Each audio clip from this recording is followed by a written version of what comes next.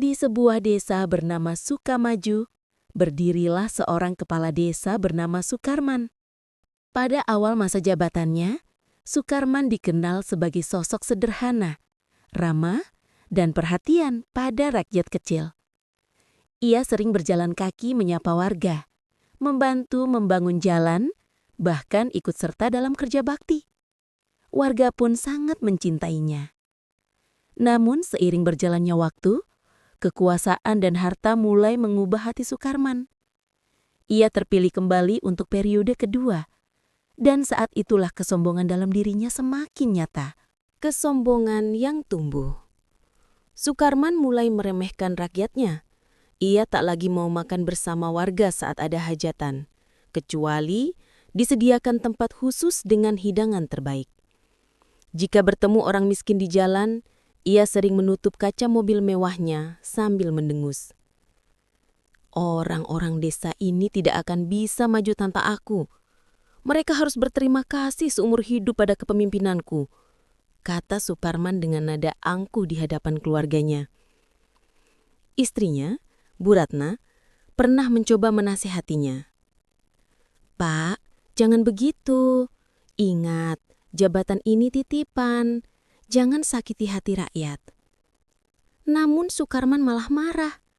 Kamu tidak tahu apa-apa. Aku yang memimpin desa ini. Mereka harus tunduk padaku. Ketidakadilan dan keserakahan. Masalah mulai muncul ketika bantuan dana desa datang dari pemerintah pusat. Dana itu seharusnya digunakan untuk membangun jalan desa, memperbaiki tanggul sungai, dan membantu warga miskin. Namun Sukarman justru menilap sebagian besar dana tersebut. Jalan dibiarkan rusak, tanggul sungai tidak diperbaiki, dan warga miskin hanya mendapat sisa yang tidak seberapa. Warga mulai resah. Banyak yang berani mengadu, tetapi setiap kali ada yang mencoba melawan, Sukarman akan mempermalukan mereka. Berani-beraninya kau mengkritik aku. Kalau tidak suka, pergi saja dari desa ini, bentaknya di balai desa. Sikap arogan Sukarman membuat warga tak berdaya. Mereka hanya bisa menahan sakit hati sambil menunggu keadilan dari Tuhan. Musim hujan tiba. Sungai di pinggir desa mulai meluap. Warga sudah mengingatkan agar tanggul segera diperbaiki. Namun, Sukarman menolak. Tak perlu. Sungai itu tak akan bisa melawan aku. Lagi pula, dana sudah aku gunakan untuk keperluan penting, katanya dengan sombong. Malam itu, Sukarman mengadakan pesta ulang tahun mewah di rumah barunya. Musik dangdut berdentum keras. Tamu undangan dari kota datang dengan pakaian glamor. Warga desa hanya bisa melihat dari kejauhan, iri sekaligus terluka. Namun tiba-tiba, langit gelap pekat, hujan deras mengguyur desa, petir menyambar, dan angin kencang bertiup. Dalam sekejap, tanggul yang rapuh jebol. Air bah meluap deras menerjang rumah-rumah warga, termasuk rumah megah Sukarman. Teriakan panik terdengar. Warga berlari menyelamatkan diri ke dataran tinggi. Ironisnya, rumah warga miskin yang sederhana lebih kokoh menahan air, sementara rumah mewah Sukarman cepat roboh diterjang banjir karena fondasinya buruk. Sukarman berlari ke lantai 2 rumahnya, berusaha menyelamatkan berangkas berisi uang. Namun, lantai ambruk dan ia terjebak di dangam lumpur. Dalam keadaan putus asa, ia menjerit, "Ya Allah, tolong aku!"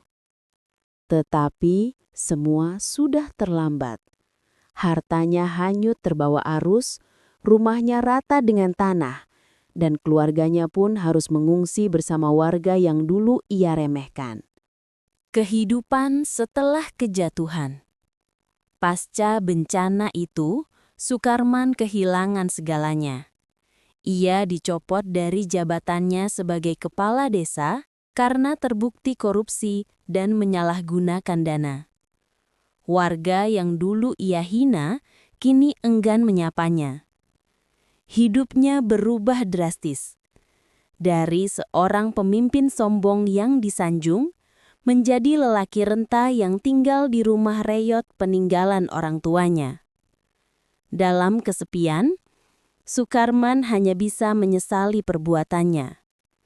Setiap malam, ia teringat kata-kata istrinya, teringat wajah warga yang pernah ia sakiti.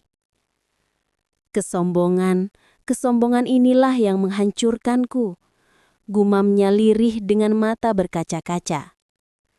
Akhir hayat Sukarman jadi pelajaran bagi seluruh warga desa Sukamaju. Mereka selalu berkata pada anak cucu mereka, "Jangan pernah sombong saat diberi jabatan. Ingatlah kisah kepala desa Sukarman. Kekuasaan hanyalah titipan, dan siapa yang zolim pasti akan menuai azab."